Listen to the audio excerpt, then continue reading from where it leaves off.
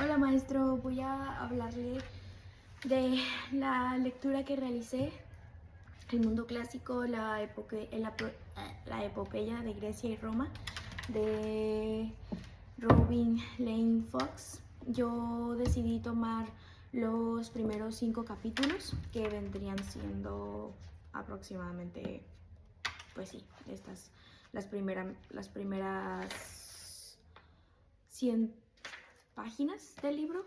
Y bueno, en este video hablaré del primero, que en este caso es la épica homérica. Estuve haciendo algunos apuntes también para apoyarme. Y bueno, este capítulo comienza con una cita de Homero, de este autor, y no podrá ser de otra forma, ya que a lo largo de este primer capítulo el autor nos plantea esta idea de que empezaremos a hablar de la historia del mundo clásico a partir de este autor, a partir eh, de sus dos obras más reconocidas. En este caso son la Ilíada y la Odisea. Y sí, los antiguos habrían dicho, empecemos por Homero.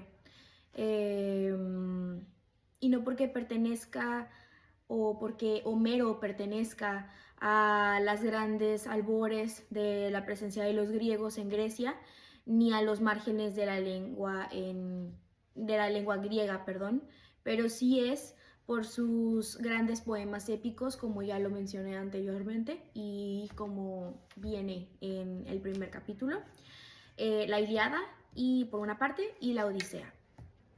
No habla de estos clásicos, ¿cómo se dice? Como una fuente histórica, porque de hecho recalca en varias ocasiones dentro de de este primer acercamiento que no son en realidad fuente histórica, pero que sin embargo tienen ciertos contrastes. Tanto la Ilíada como la Odisea se han llegado a utilizar para realizar análisis arqueológicos y análisis de ahora sí que sociales, por así decirlo, aunque en varias ocasiones el autor llega a tocar el punto de que la sociedad que plantea Homero dentro de la Ilíada y dentro de la Odisea, sobre todo de la Ilíada, es muy o dista mucho de lo que realmente se conoce como la sociedad de ese entonces o la sociedad de. Eh, esto lo puedo encontrar en la página 48, todo lo de si es o no, o si se puede encontrar o no ciertos, eh, o bueno, cierta realidad mentira. Ay, perdón, se apagó la luz. Cierta realidad, cierta mentira, o sea, ¿qué es, no? Se menciona que también, o sea, que al hablar de Homero también lo hacemos de un mundo social y ético que resulta conocido a la mayor parte de los grandes personajes griegos posteriores a él.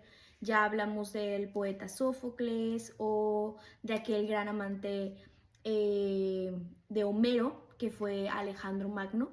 Siento que esos fueron como que los fragmentos que más me llamaron la atención, porque al menos yo ya había tenido cierto acercamiento a la historia.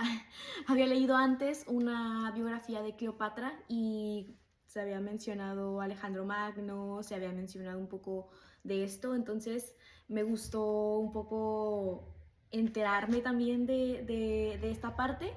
Eh, Se habla también más adelante del lenguaje de estas obras, de la cronología de Homero, que siento que es algo que tiende ahora sí a crear un poco de confusión, al menos desde mi punto de vista como lectora, porque el autor Robin Fox Lane él plantea que, o bueno, sí, pues plantea esta idea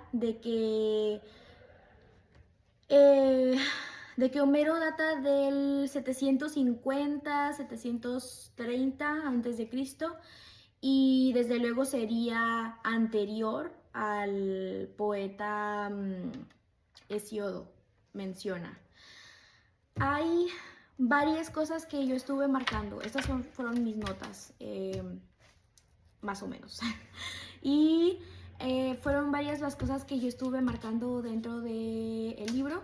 Entre ellas fue la idea que también plantea el autor, que es si hubo o no dos Homeros. Si hubo uno para la Ilíada y otro para la Odisea. Yo la verdad habíamos tenido ya este planteamiento, pero de que en realidad él no había como escrito del todo solo las obras, que había requerido de ayuda, pero el autor menciona, o sea, me sorprendió eso, ¿no? Que mencionara que si hubo uno o dos Homeros, o sea, uno o dos autores, porque eso es algo que yo no me había planteado. Yo dije, bueno, a lo mejor sí le pudieron ayudar, pero no sé, no pensé que uno escribiera una cosa y otro escribiera otra. Y es que dice, los textos que ahora leemos probablemente fueran objeto de arreglos y añadidos en algunos pasajes. Y eso es lo que yo había pensado, pero él después menciona, pero al menos existió un único poeta monumental que realizó esa labor. Entonces creo que de alguna forma si nos plantea esta espinita o esta semillita de que puede que haya dos Homeros, pero de todas formas sigue con la creencia de que hay uno, pero que existe la influencia de otros autores o de otras personas o de segundas personas, terceras personas, porque al fin de cuentas Homero, no sé, o sea, todo esto era algo que se contaba, ¿no? Era un poema que se contaba, que se hablaba. Dice también, los recitadores profesionales o rapsodas siguieron ejecutando los poemas en la Grecia arcaica, pero es indudable que ellos no crearon el grueso de las obras. Y luego además agrega, en mi opinión, esos recitadores, a diferencia de Homero, habían memorizado los versos que recitaban, se habían aprendido de memoria un texto que se remontaba a la época del poeta. Y esta idea también la vuelve a mencionar antes o después, no estoy muy segura, pero menciona que se aprendían el poema de la Ilíada y de la Odisea. Era común o era frecuente que se aprendieran este tipo de obras. Y no sé, me pareció muy interesante.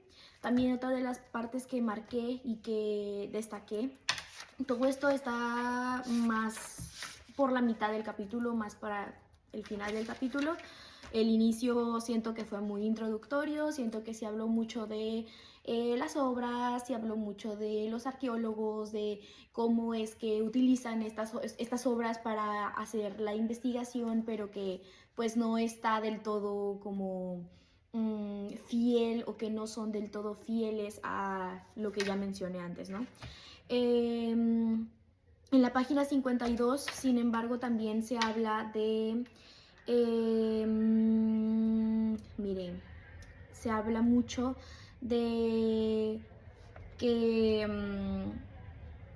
dice, no pienso que el propio Homero escribiera sus poemas.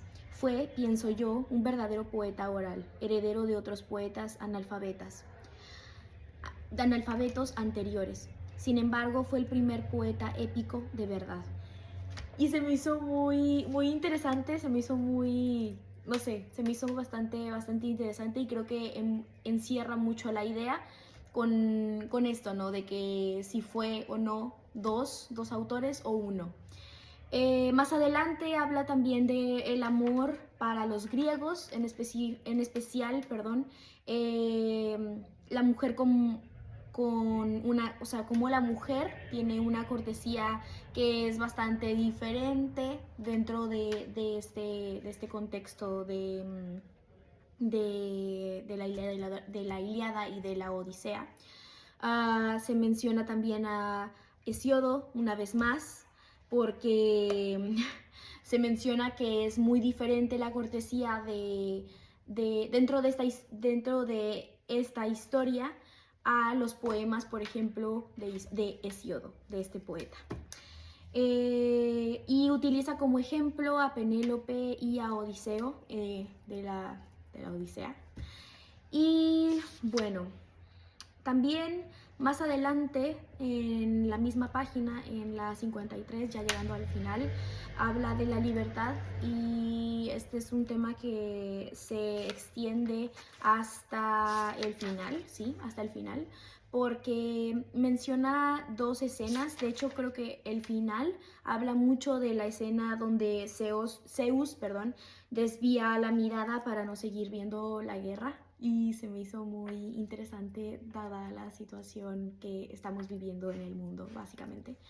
Y bueno, dice, la libertad pues es una libertad de los enemigos que al matar y esclavizar a una comunidad y de la esclavitud, la condición de sometimiento en la que los hombres son comprados y vendidos como objetos. Me llamó la atención todo esto, ¿no? Como de la esclavitud y todo este rollo que se maneja mucho en ambas obras, pero sobre todo en la primera, en la Ilíada. También marqué un pequeño fragmento que era de los héroes a menudo, reyes pueden llegar a quejarse de otro rey o autoridad, pero no ansían verse libres de la monarquía. Dan por hecho contada su libertad de hacer lo que quieran ante su propio pueblo. No sé, me pareció muy interesante, ¿no? Porque sigue esta línea de la libertad, de cómo es la libertad según estas obras y específicamente en la Ilíada, y de que es muy, no sé, es bastante irónico ahí este rollo, ¿no? Y pues nada, el primer capítulo siento que sí es muy introductorio, sí retoma este tema, ¿no? O sea, este tema de qué trata la Ilíada, de qué trata la Odisea, habla un montón de fechas y siéndole sincera, yo siento que esa es la parte, ahora sí que es mi talón de Aquiles porque no, o sea, las fechas a mí todavía se me complican un poco. Yo no había escuchado mucho de Hesiodo y aquí se menciona bastante, tuve que indagar un poco en eso. Y bueno, se menciona también, pues sí, o sea, esta introducción, ¿no? Al mundo clásico, a la literatura clásica, a qué regiones pertenece esta literatura, qué regiones retrata. Y pues nada, profe, eso es lo que estuve leyendo de esta primera parte. Ahorita le hablo de la segunda.